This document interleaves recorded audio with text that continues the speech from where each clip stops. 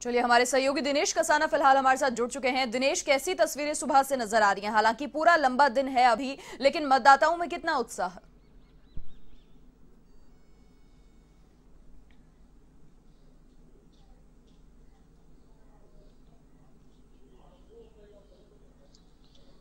बिल्कुल मनीषा, सुबह 7:30 बजे जब मतदान शुरू हुआ तो मतदान प्रक्रिया शुरू होने के साथ ही यहां पर लोगों का आना शुरू हो गया। अभी हम मौजूद हैं सिविल लाइन विधानसभा क्षेत्र के विधायकपुरी मतदान केंद्र पर। यहां का नजारा मैं एक बार आपको दिखाना चाहूंगा कि मतदान की जब प्रक्रिया शुरू हुई सुबह 7:30 बजे तो उसके साथ ही मतदान केंद्र पर लोगों का पहुंचना शुरू हो गया। देखिए, बड़ा कारण ये था कि कोरोना का काल चल रहा है और ऐसे में सोशल डिस्टेंसिंग की पूरी पालना की जाए तो नीचे गोले भी प्रशासन की ओर से, हालांकि जो राज्य निर्वाचन आयोग की ओर से गाइडलाइन कोरोना को लेकर बनाई गई उसकी पूरी पालना यहाँ पर की जा रही है। सैनिटाइज लोगों के जो मतदाता हैं उनके हाथों को करवाया जा रहा है, उसके बाद ही अंदर प्रवेश दिया रहा है। जिसके पास अगर मतदाता के पास मास्क नहीं है तो मास्क भी यहाँ पर दिया जा रहा है और लोग लगातार पहुंचकर मतदान कर रहे हैं। चूंकि कोरोना है और भीड़भाड़ ना हो तो लोगों का प्रयास है कि सुबह सुबह मतदान केंद्र पर पहुंचकर ही मतदान कर लिया जाए।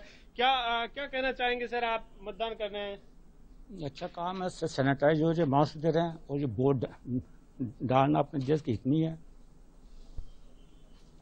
शहरी सरकार का आज मुखिया आप चुनने जा रहे हैं। प्रशासन जो सरकार है शहर की उसको चुनने जा रहे हैं, तो क्या मुद्दे आपके जिनके आधार पर आप? मुझे जनता का काम होना चाहिए, साफ सफाई होनी चाहिए, भ्रष्टाचार खत्म होना चाहिए। तो शहर की सफाई हो और भ्रष्टाचार मुक्त सरकार प्रशासन यहाँ का शहर का होना चाहिए, तो यही सोचकर जो मतदाता यहाँ पर पहुंच रहे हैं और लगातार युवा मतदाता हैं। सामाजिक कार्यकर्ता निशा सिद्धू हमारे साथ हैं, वो भी मतदान करके यहाँ पर आई है। एक बार मतदान करके मतदान केंद्र से बाहर आई हैं, तो उनसे हम बातचीत करेंगे। निशा जी, आज आपने मतदान किया है, किस तरह से जो मुद्दे हैं आपके यहाँ के स्थानीय मुद्दों के आधार पर वोटर क्या सोचते हैं?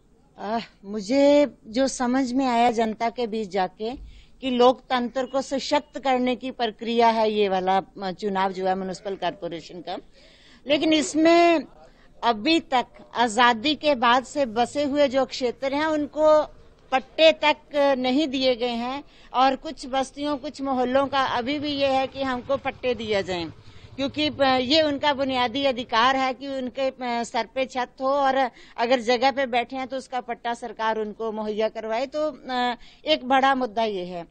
फिर हर साल सीवरेज की समस्या, पानी डैमेज वो कंट्रोल नहीं होता बारिश के दौरान, सड़कें बहुत खराब हैं। यहाँ तक कि जो क्वार्टर्स बने हुए हैं, लोको कॉलोनी, गणपति नगर, वहाँ की महिलाओं को आए दिन सड़क के ऊपर आना पड़ता है क्योंकि वो सीवरेज लाइन बिल्कुल भी ठीक नहीं है। ये जो रोज की डे टू डे की समस्याएं हैं। फिर सीनियर सिटीजन्स के सवाल हैं, उनको लेके फिर कॉलोनियों के गेट अभी तक बंद हैं। लोग, डॉक्टर कहते हैं कि आप सुबह सुबह घूम के आइए, लेकिन गेट बंद है, लोग कहाँ घूमने के लिए जाएंगे? आपको कोविड मुद्दों के आधार पर आपने मतदान किया, ये कहेंगे? बिल्कुल, मुझे लगता है कि जो धरातल की लड़ाई है सिर्फ उसी आधार पे हमको वोट देना चाहिए। दूसरा, लोकतंत्र को सशक्त करने की जो मैं बात कर रही हूँ वो बहुत वाइडर अप्रोच है, तो वो आधार है। बिल्कुल मनीषा, सुबह से ही लोग लगातार पहुंच रहे हैं मतदाता, और कोशिश यही है कि 10 बजे से पहले लोगों लगातार यहां पर पहुंचना जारी है और कोशिश है कि सुबह मतदान कर लिया जाए और फिर अपना जो व्यवसाय है, जो कामकाज है उसको संभाला जाए। तो लोग लगातार यहां पर पहुंच रहे हैं। कोरोना की जो गाइडलाइन है उसकी पूरी पालना यहां पर की जा रही है। मनीषा। दिनेश, देखिए, अब बाजी भाजपा के हाथ लगेगी या कांग्रेस के हाथ लगेगी? क्योंकि जनता के तो मुद्दे जो हैं वो लोकल मुद्दे हैं, उनको उठाकर जनता सामने चल रही है और उन्हीं मुद्दों को लेकर आज मतदान के लिए भी पहुंच रही है। इस बार का ये जो चुनाव है इसलिए भी खास हो जाता है कि हेरिटेज नगर निगम जो है और इसके बाद 2 मेयर होंगे, और इसीलिए प्रदेश की जनता, जो शहरवासी हैं, वो लगातार सरकार बनाने की कवायद में जुटे हैं और 3 नवंबर को तो फैसला सामने आ ही जाएगा।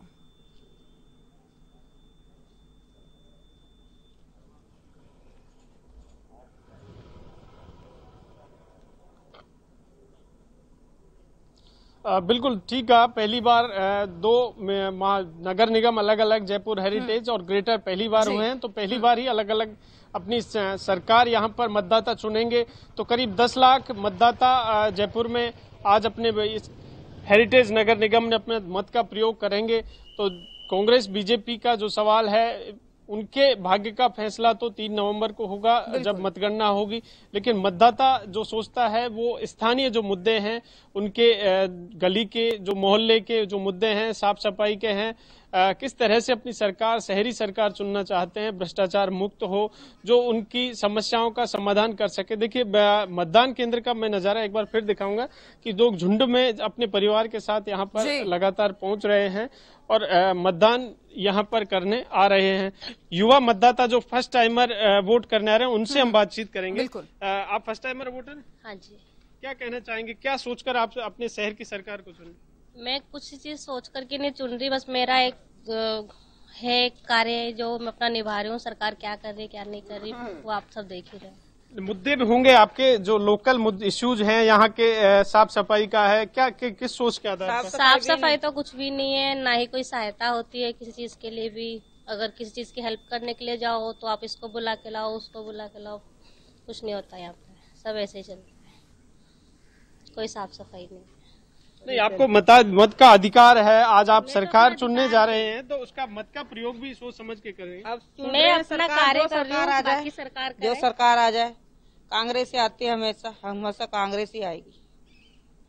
हमारी सहायता वही करती है, सहायता हमारी कांग्रेस करती है। बिल्कुल, देखिए फर्स्ट टाइमर वोटर से जिनसे भी हमने बातचीत की और उनके साथ ही उनके परिवार के सदस्य जो लगातार पहुंच रहे हैं, तो लोगों की जो आइडियोलॉजी है उसके आधार पर जो मुद्दे हैं स्थानीय गली के, शहर के, मोहल्ले के, उनके आधार पर ही मतदाता अपने वोट का प्रयोग करने जा रहे हैं। बिल्कुल दिनेश, बहुत शुक्रिया, तमाम जानकारी आपने साझा की, हमारे साथ जुड़े, बहुत शुक्रिया आपका। तो देखिए, लगातार सुबह से मतदान की प्रक्रिया जारी है, ऐसे में लगातार हमारे सहयोगी वह हमारे साथ बने हुए हैं और आपको तमाम अपडेट